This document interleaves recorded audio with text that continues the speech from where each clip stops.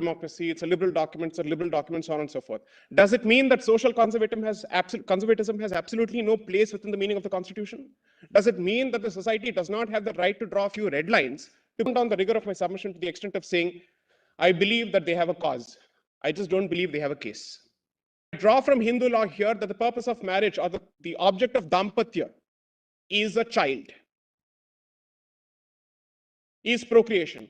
Now, we perhaps are aware of how to read these judgments. Please. We don't need to be taught. No, Millets, I'm sorry. I understand. I'm just placing reliance on this. I'm just making Yes, The question of legislative competence is just one aspect of the issue which hinges on separation of powers. But I go a step further, which is to say that when the petitions raise the question of change in heteronormative attitudes, does the society have a right of agency to participate in these proceedings or not, at least in this particular issue or not? Because this is not a question of separation of territories between different organs of the state, but it fundamentally hinges on the right or the agency of the society to participate in this particular discussion. And that is the central problem when these kind of issues and subjects are taken up by the court of law, as opposed to leaving it for legislative prerogative to apply its mind. Point number two, during the course of these proceedings of the last 2 weeks, quite a few times I've heard the submission being made that it's a liberal democracy, it's a liberal document, it's a liberal document, so on and so forth.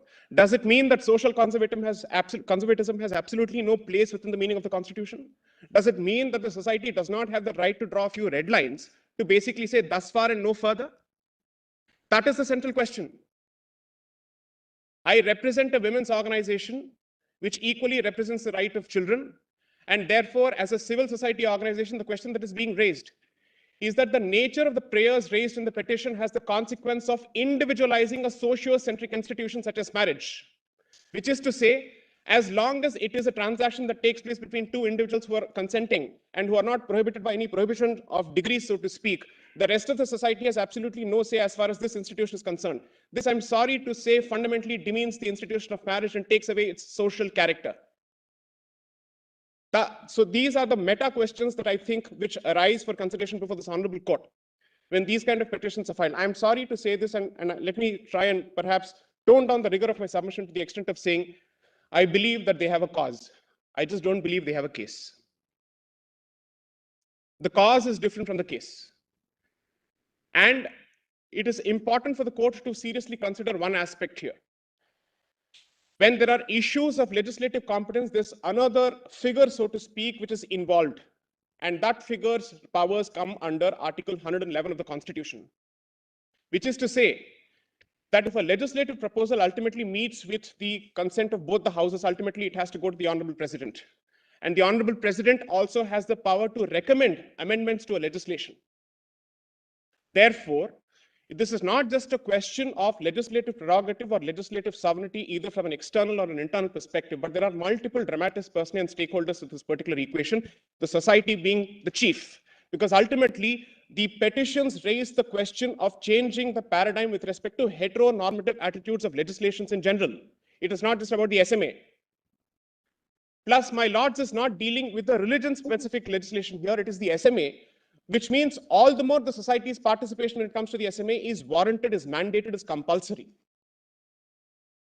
Because at least if it were to be with respect to certain, let's say, religion-specific legislations, it can be said that there is an identifiable group which has a locus to argue here. But when it comes to the SMA, it can't be the argument that only those who subscribe to the values of SMA are allowed to participate in these proceedings. Secondly, as has been already submitted, Section 21 of the SMA has a direct bearing on personal laws. So even with respect to SMA, the society has a right to participate.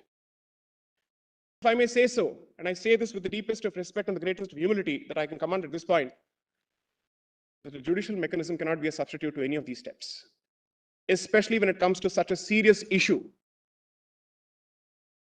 And I draw from Hindu law here that the purpose of marriage or the object of dampatya is a child, is procreation. Now, therefore, comes the central question with respect to all the permutations and combinations which my lords posed by way of circumstances. What happens to a single child? What happens to a single parent? What happens if it's a homosexual single parent? So on and so forth. Allow me to answer this question in a slightly different fashion. Public morality is decided by normative attitudes.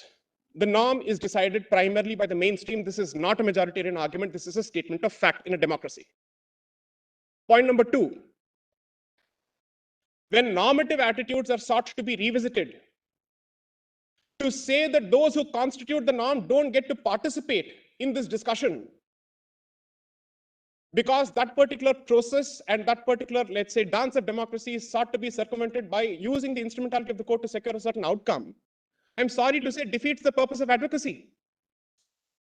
Those who are interested in convincing the society are expected to engage with the rest of the society to make good their cause. The judiciary cannot be a substitute to this particular process, because then that effectively replaces societal cogitation with, I'm sorry to use the words, judicial paternalism. That can't happen. 3,